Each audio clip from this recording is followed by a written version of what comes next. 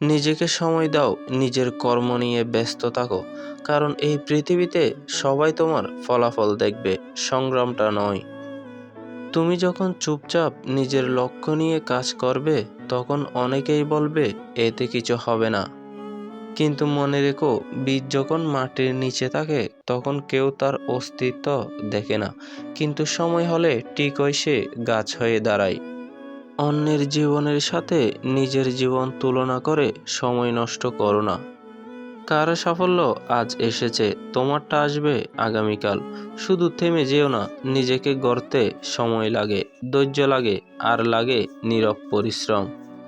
আজ তুমি যদি নিজের কাজে ব্যস্ত থাকো, আগামীকাল তোমার সাফল্যই তোমার হয়ে কথা বলবে।